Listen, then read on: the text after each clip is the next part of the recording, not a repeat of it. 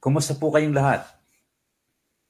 Magandang araw po muli sa inyong lahat at nagpapasalamat ang inyong lingkod sa inyong pagsama sa muling pagtalakay ng mga paksa na alam ko po na ikatututo natin, ikatitibay at ikalalapit sa ating Panginoong Hesukristo. Lalo't higit, mga tao ay magkaroon ng paniniwala sa ating Panginoong Hesukristo bilang tagapagligtas at Panginoon at maalis ang mga pag-aalinlangan at mga katanungan kung maaari ay mabawasan o maalis ang kanilang mga katanungan upang malaya nilang matanggap ang salita ng Diyos at ang pag-ibig ng Diyos. Ating pong pag-usapan ngayong araw na ito ang katanungan, if God is holy, why is He jealous? Mga nakaraang pong araw, pinag-usapan natin if God is powerful, if God is loving. Ngayon po naman, if God is holy, why is He jealous? Talakayin ko po ng kaunti yung salitang holy. The word holy ay nanggaling po sa katotohanan na ang Diyos ay qualitatively distinct. God is qualitatively distinct in the sense that God is uncreated. Hindi po siya nilalang. Siya ay self-existent. Kaya po siya ay holy. Kaya po siya ay nahihiwalay.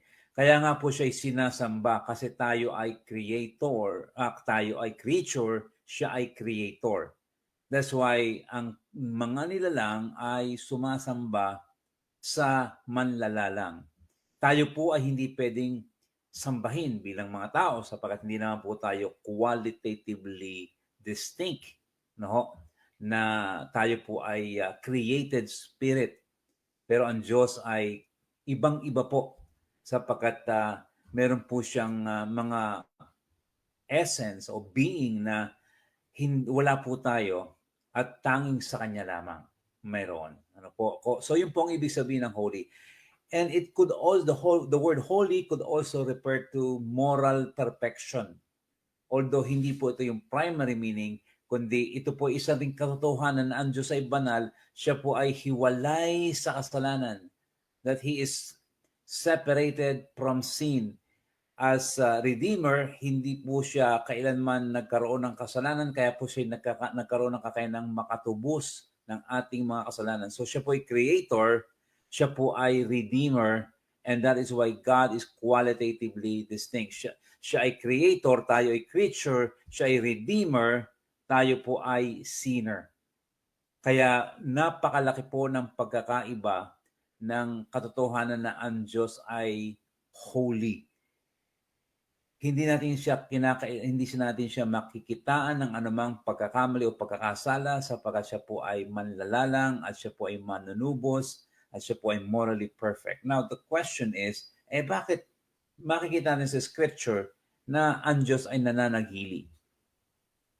Dito po sa isang sinabi ni Richard Dawkins na isa pong sa kanya pong atheist po siya na sa kanyang sinulat na The God Delusion. Sabi niya, the God of the Old Testament is arguably the most unpleasant character in all fiction, jealous and proud of it.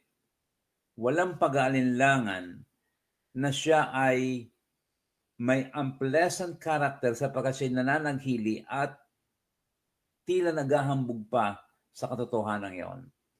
Hindi lamang po si Richard Dawkins ang umaargumento ng ganito, kundi meron din pong ilang mga mananampalataya ng ating Panginoong Kristo na kagaya mo at kagaya ko na naniniwala at meron din po silang the same concerns on the manner that God seems to be introducing Himself in the Old Testament in particular. Kapag binabasa nila ang Old Testament, sabi nila, does God really get angry? Kung siya'y banal, kung siya'y distinct, kung siya'y qualitatively distinct, kung siya'y morally perfect, bakit ang Diyos nagagalit? Bakit ang Diyos nananaghili? Does God make a choice of one nation among many? Bakit pinili niya ang Israel instead na wala siyang piliin? Akala ko walang favoritism. Akala ko walang pinipili. Maraming katanungan po at hindi lamang ito ang mga atheists ang nagtatanong ng mga ganitong mga bagay, kundi maging ang mga ilang mananampalataya ay nagtatanong din ng ganitong katanungan. For some people, God doesn't sound good to say things like, I am a jealous God. Sila po yung napapailing kapag narinig nila yung salita at sinasabi ng Diyos, I am a jealous God. For some, it causes doubts, it causes mistrust. Kaya nga po pag-uusapan natin ngayon sa pagkakataong ito, we would like to address some questions and remove some doubts that people raise against us and our God. Itong patungkol po dun sa katotohanan ng bakit sinabi ng Diyos that I am a jealous God. Ilan pong mga talata ang gusto kong basahin natin. Una po ay sa Exodus chapter 20, 1 through 6. Ang sabi po ay ganito, And God spoke all these words, saying, I am the Lord your God, who brought you out of the land of Egypt, out of the house of slavery. You shall have no other gods before me.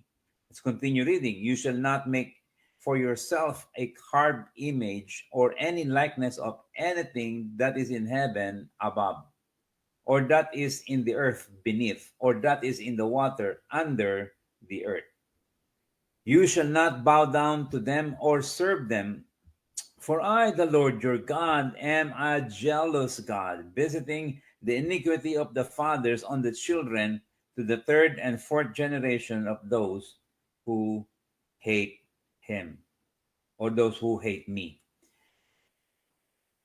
Makikita po natin ito sa isa pang talata, but showing steadfast love to thousands of those who love me and keep my commandments.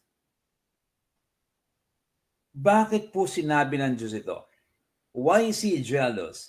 Why did God say, you shall not make for yourself a carved image?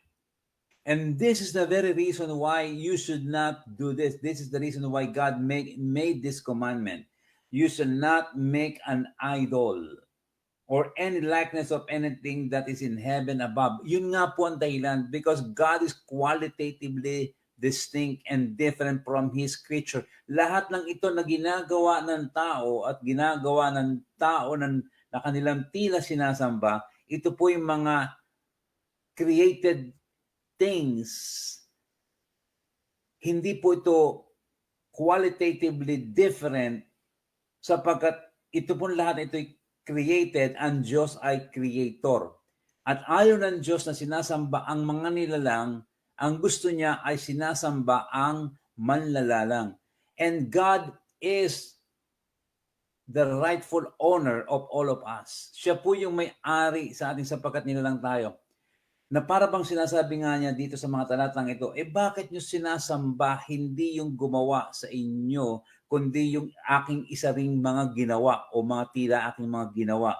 Huwag nyo sasambahin yung ginawa ko, yung mga tulad ninyo o mga mas mababa pa sa inyo marahil, kahit minsan ay may sumasamba sa mga hayop, kundi ang sasambahin nyo yung gumawa sa inyo, yung naiiba sa inyo, yung qualitatively distinct, yung creator, yung uncreated spirit.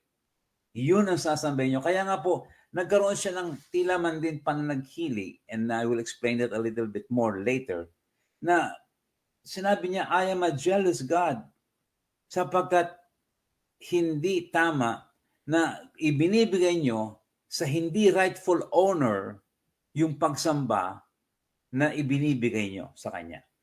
Kagaya nga po sa mga curved images na ito. So why did God say, I'm a jealous God? God doesn't want, or God doesn't allow us to be jealous. Ayaw ng Diyos na ako'y mananaghili. Pero kapag siya parang pwede, is this a case of double standard? Pwede sa Diyos, pero hindi pwede sa akin. Hindi ako dapat, pwede siya.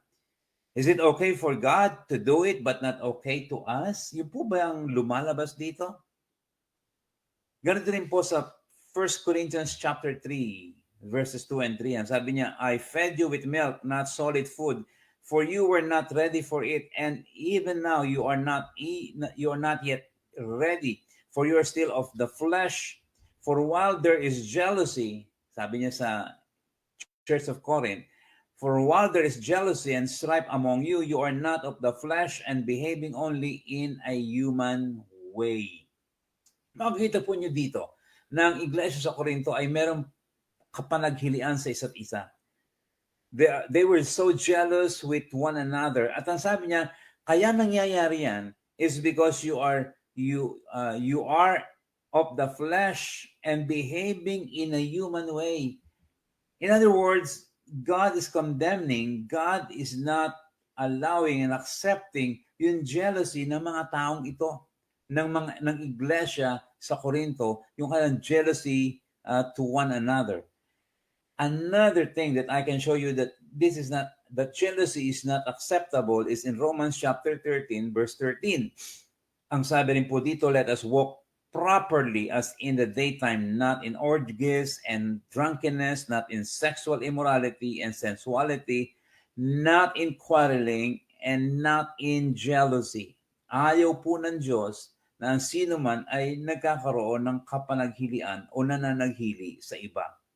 So maliwanag po na makikita niyo talaga sa scripture na ayaw ng Diyos ng kapanaghilian o tayo nananaghili sa sino mang tao na kanyang nilalang. Now, the works of the flesh, Galatians 5:19-22, sinabi rin po dito, now the works of the flesh are evident, sexual immorality, impurity, sensuality, idolatry, sorcery, enmity, strife, jealousy, there's the word, fits of anger, rivalries, dissensions, divisions, envy, drunkenness, orgies, and things like this. Makikita po nyo na muli, pinakita na ito ay gawa ng laman, works of the flesh. At ang isa doon ay jealousy. Hindi pinapanigan, hindi pinapahintulutan ng Diyos na magkaroon tayo ng ganitong manifestation ng kapanaghilian. Kaya ang tanong nga po ng marami, bakit ang Diyos sinabi niya mismo, I am a jealous God. Pero kapag ang tao ang gumagawa nito, ang tao nakakadama nito, bakit bawal at pinagbabawal? Ito'y work of the flesh. Ito'y gawa ng laman. Ito ay gawa ng inyong kasamaan. Ito ay human way, behaving only in a human way. At ito hindi karapat-dapat. Bakit ganon? Bakit tila may double standard? Well, we need to understand that like the word fear, jealousy has a positive and negative meaning. Yung pong salitang takot, merong positibo at merong negatibong kahulugan. We know that the Bible speaks of a positive, good fear, like in Proverbs chapter 1. Sinabi po doon, the fear of the Lord is the beginning of wisdom. So positive po yun, yung salitang fear doon. Now, it means yung pong fear of the Lord is reverent awe. It means a delightful, sincere respect to God. Yung po ang ibig sabihin ng fear doon sa salitang yung positive meaning of the word fear. But also learn that there's a lot of commandments to fear not. Huwag kayong matakot. And this is the negative kind of fear. Yung pong negative kind of fear na yun ay yun yung unstable emotion that causes us to tremble or panic due to uncertainties, difficulties, or insecurities. All bad, nothing good. Kaya hindi po tayo ninanais ng Diyos na magkaroon ng fear in the negative sense, yung negative meaning. Kagaya po ng salitang fear na merong positive and negative meaning, ang jealousy rin po has a good and bad side. Good jealousy and bad jealousy. Meron pong mabuti, meron pong masama. Good jealousy is constructive, restorative, and productive. But bad jealousy is damaging, irritating, and demanding. So, tingnan po natin ito. Ang bad or negative jealousy ay damaging, irritating, and demanding. Kaya po hindi maganda. Kasi sumisira, nakakairita ng gagalit, nanghihila ng galit, at rami ng hiningi, napaka-demanding, At yan po ang tinatawag nating bad or negative jealousy. You probably all remember the jealousy King Saul experienced when the soon-to-be king of Israel was simply around the corner. Malapit na pong maging hari noon si David, pero si Saul pa rin po ang hari noon. At narinig po minsan ni Saul, na Haring Saul.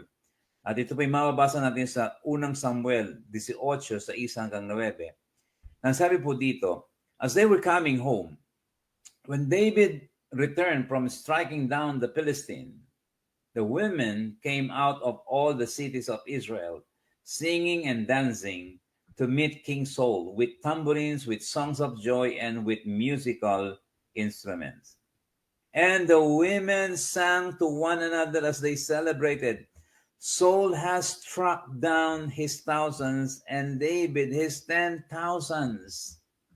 And Saul was very angry, and this saying displeased him.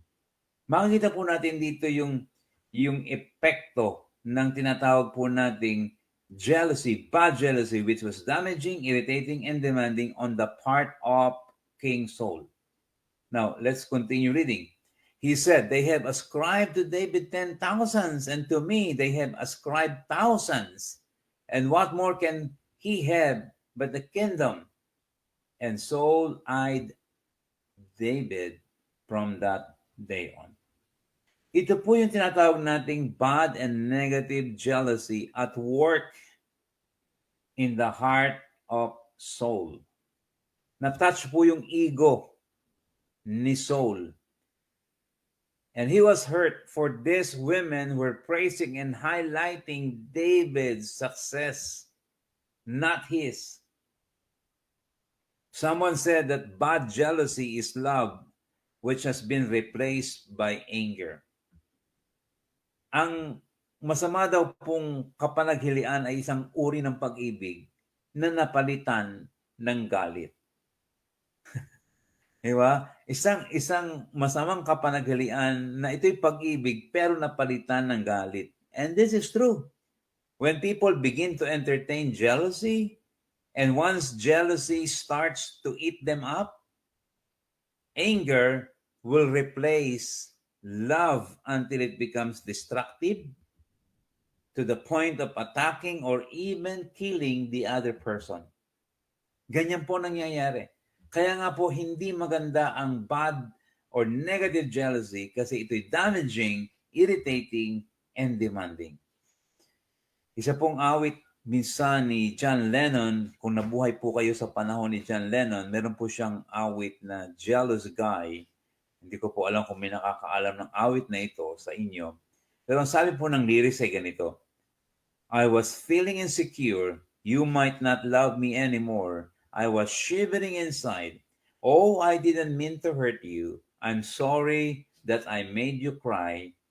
Oh my, I didn't want to hurt you. I'm just a jealous guy. Ito po yung sinasabi natin kanina na bad jealousy is love, which has been replaced by anger. Ito'y pag-ibig. Ito'y isang uri ng pagmamalasakit.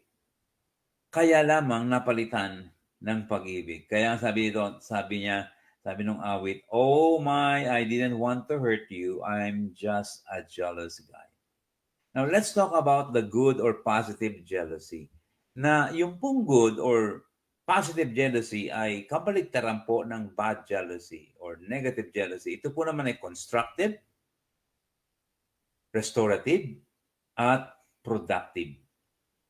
Ito po ang kagandahan ng good or positive jealousy. And this is where God was saying, I am a jealous God. Constructive, restorative, and productive.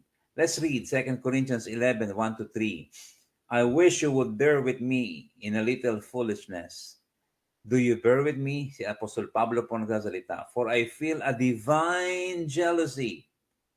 The Apostle Paul speaking.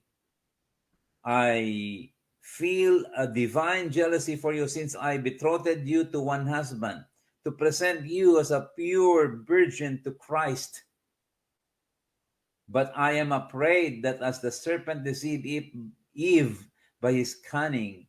Your thoughts will be led astray from a sincere and pure devotion to Christ. Ano po nangyayari dito? Well, Paul was upset with the church at Corinth.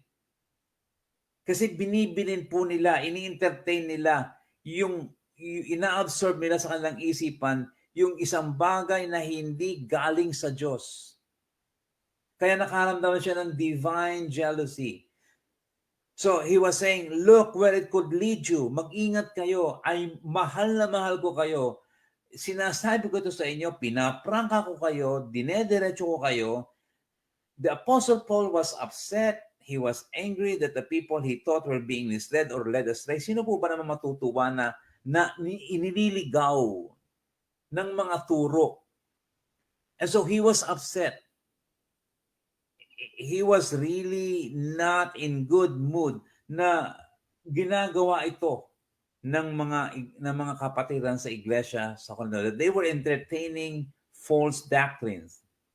And so you know the feeling that you wanted what is best for them. Ito yung po yung sinasabi dito ng Apostle Pablo. Gusto ko yung pinakamabuti sa inyo and yet you put yourselves in danger. Nakikita ko, inilalagay nyo yung inyong sarili sa panganib. Some call this kind of feeling angered love. Angered love. Angered love is anger motivated by love. Which Paul was simply saying to the church at Corinth, hey, what you are doing can lead you to harm and I don't want it to happen. Ayoko sana mangyari ito sa inyo. Na mabulid kayo at malagay kayo sa maling pagkaunawa na hindi galing sa Diyos. His anchored love is motivated by what is best for the church at Corinth. Kaya siya nagkakaroon ng galit, angered love, which parang oxymoron, parang magkakontra, anger, and then at the same time love, is because he was motivated kung ano yung pinakamabuti at pinakamaganda para sa iglesia dito po sa Corinto. Kaya ang sabi nga po ni Tim Keller ay ganito, a godly jealousy is angered love. It is angered love that stays love. Hindi po kagaya nung ating kanina pinag-usapan sa jealousy, na jealousy is a love which has been replaced by anger. Ang Diyos po ay hindi ganon. Ang Kanya po ay tila ganito na it is a godly jealousy, it is a jealousy, angered love that stays love. Nananatili pa rin yung pag-ibig ng Diyos. Tingnan nga po natin ang pagkakaiba ng bad and godly jealousy. Ipagkumparahin po natin para mas lalong maging maliwanag at masabi natin sa bawat isa na yung jealousy na sinasabi ng Diyos dito, hindi yun yung negative or bad jealousy, kundi ito yung godly, ito yung angered love that stays love. Okay, ano po yung bad jealousy? Yung bad jealousy po, number one, your pride is hurt. Nasasaktan yung iyong ego, tinamaan ang ego mo. At dahilan doon, talagang parang gusto mong lumaban, gusto mong gumanti, gusto mong gumawa ng masama. Nag-iisip ka ng masama. Yung godly jealousy, yung positive jealousy, afraid of losing a relationship. Yun lang naman ang intention mo doon. Ayaw mong mawala yung relasyon. And this is what God wants. What God wants is not to lose a relationship with you. God is running after you. God loves you so much that He does not want to lose that relationship. Ano po ang bad jealousy? Ano pong aspect nitong character nito? Love is replaced by anger. Yung sinasabi ko nga po kanina. Ito yung nagsimulang pag-ibig pero ngayon napapalitan na ng galit, ng puot, marahil. Paggrabe ng paggrabe. Yung pong positive jealousy, yung good godly jealousy, is committed to get or to rescue the person back. Tingnan po ninyo ito, no? Naglilingkod na sa iba, sa Diyos-Diyosan, ang kanyang pinili, ang kanyang mga anak.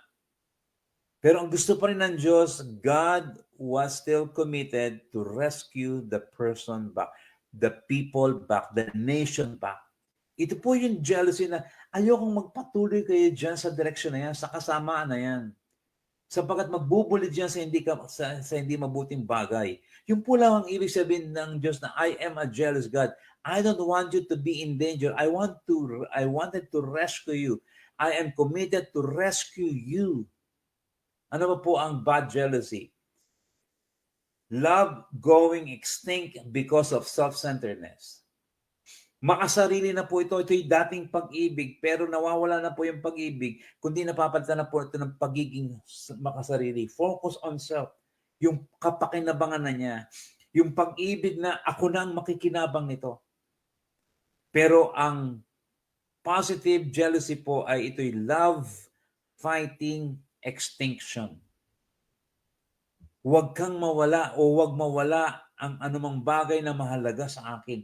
Kaya nakikita po ninyo, malaki ang pagkakaiba ng ipinagbabawal ng Diyos na jealousy because it is about pride, it is about anger, it is about self-centeredness.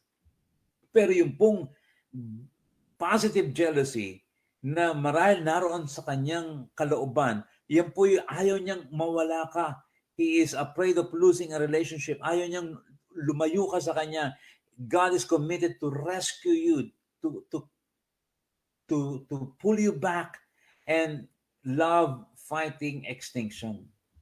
So, makikita po natin, if we will understand the context of Exodus 20,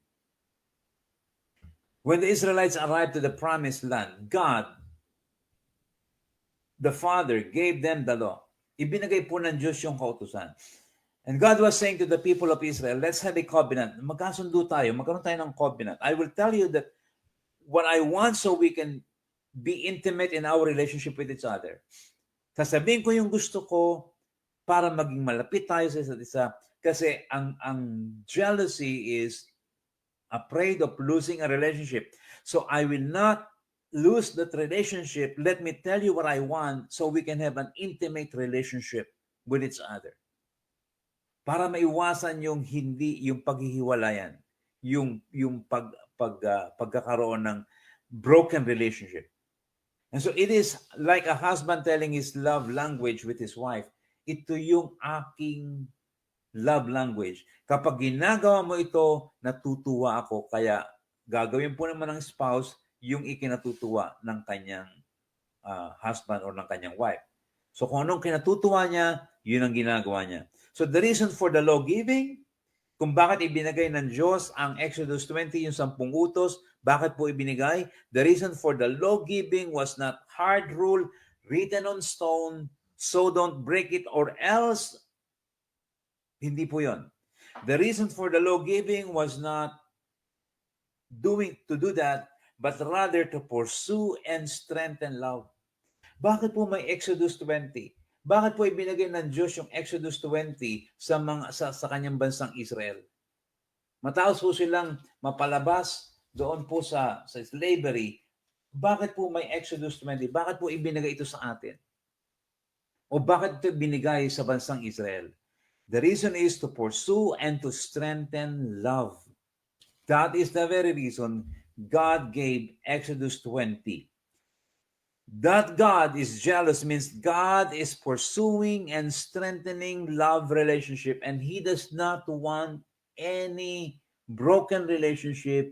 Ayaw ng Diyos na mawala ang relationship na yon. That is why jealousy or God is jealous means that God is pursuing and strengthening love relationship.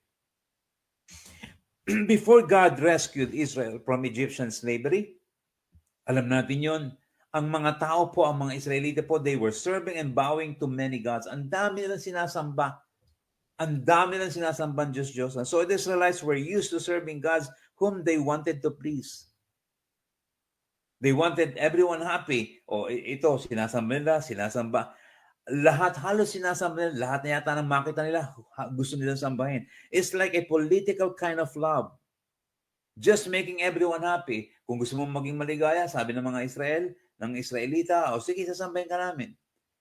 ito may bagay, ito man ay tao. Parang ganon. It's like what most grandfather does.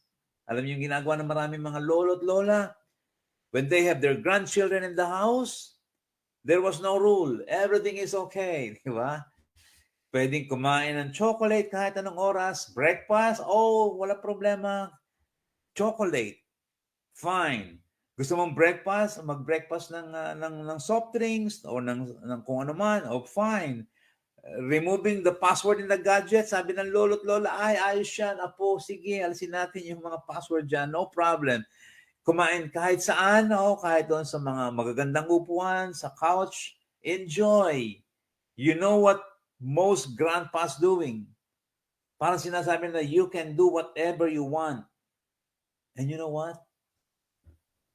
You can do whatever you want. This is not angered love. This is not angered love. Alam nyo, hindi po ganon ang Diyos sa pagpapahintulot sapagkat ang gusto po ng Diyos ay magkaroon tayo ng maayos na buhay because ayaw niya tayong mapalayo sa Kanya. He is pursuing and strengthening love relationship. Na kung ikaw ay magkakamali at mapapalayo sa Kanya, God does not want it. Because He wants to strengthen and pursue love relationship. So yung pong angered love that stays love requires a priority. Since Exodus 20 is pursuing and strengthening love, it should remind the people of Israel 3 things to avoid godly jealousy. At ano nga po yung tatlong yon? Yung kinakailangan, yung angered love that stays love is marked by, ito na nga po, priority. Alam mo ang prioridad mo, alam mo kung sino dapat mong unahin, fidelity and intimacy. So ang ibig pong sabihin the point is, when we don't give God priority, when we don't give God our fidelity or commitment, and when we don't give God our intimacy, God is jealous. Kaya nga, yun po yung sinasabi doon sa Exodus chapter 20, verse 4. You shall not make for yourself an idol, whether in the form of anything. God wants an exclusive priority. It is just like a wife can demand the highest human relationship from her husband and vice versa. Ang isang lalaki, pwede niyang hingin ang pinakamataas na demand sa kanyang asawang babae kasi nga po, ang priority na ng isang lalaki as far as human relationship is concerned, as far as horizontal relationship is concerned, ang pinaka mataas po niyang relasyon, ano po, sa horizontal relationship ay ang kanyang asawa. Vice versa. When I talk longer sa isang kaibigan ko, kaysa nakikipag-usap ako ng mas mahaba sa aking asawa, my wife has the right to feel the divine jealousy because my priority is being focused on someone else na dapat ay sa kanya. Because kapag meron kang angered love that stays love, dapat alam mo ang priority mo. At yung po sinasabi ng Diyos dito. Dapat alam natin ang priority natin. So anything could be, it could be our children, it could be our job, it could be our savings, it could be money, it could be anything, habit, or kung ano man yan, that we prioritize before God more than God Himself. It can provoke jealousy to God. Another one is angered love that stays love requires fidelity. Fidelity means loyalty, devotion, commitment. Yung pong ibig sabihin nun. The holiness of our behavior. Yung pong ibig sabihin nun. I made a commitment to my wife's husband, to my wife as a husband. I don't care if there are days I don't feel like it. I made a commitment to her. I need to remain committed. I don't need to feel happy to keep my commitment. My wife does not need to make me happy, so I will keep her happy. So I can keep her happy. Wala pong kondisyon yung ating debosyon, yung ating commitment sapagkat iyan po ang angered love that stays love requires fidelity. And this is who God is. Ito po ang Diyos natin na siya po'y may commitment, siya po'y may devotion sa atin. Angered love that stays love requires fidelity, commitment, devotion. Na kahit minsan nagkakamali na tayo, God still loves us, and yet nakakaramdam siya ng angered love kasi meron kang ibang commitment, meron kang ibang pinaprioritize. God wanted me to be happy only when I am holy. God is not like most grandpas who will give you everything you want. Kagaya po ng sinabi ko kanina. Hindi ganoon ang Diyos. Hindi ka ipapamper ng Diyos para lang maging masaya ka. Hindi. Ang gusto ng Diyos, maging holy ka, and then He will make you happy. God's holiness will not make Him give you everything you want. He's a father, not a grandpa. So He knows what is best for us. Fathers know it best. So He gives us some rules. Not so we will be angry and mad kasi kuminsan, ay bakit ba puro utos ang Diyos? No, hindi puro para siya magalit. We better change the way we look at the commandments of God. When your father makes a rule, for example, that you should be home by 10 p.m., that you should be home before midnight. He's not trying to be mean. He's not trying to kill you, your joy. No.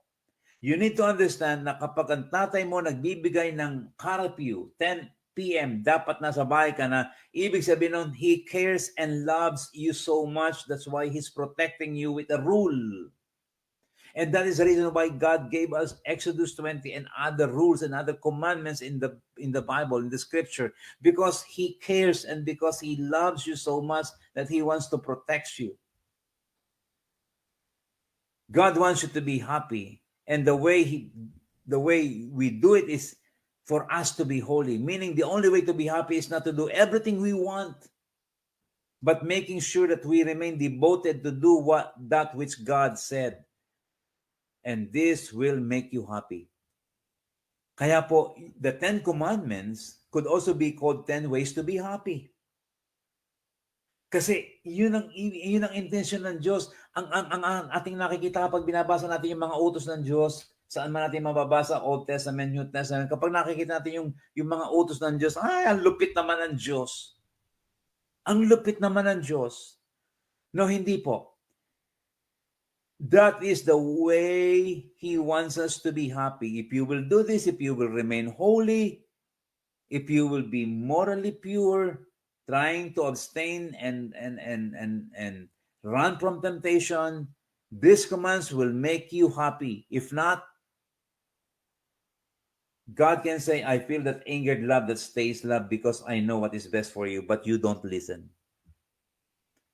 And I am experiencing some kind of angered love that stays love simply because you do not listen. Because I care and yet you do not listen.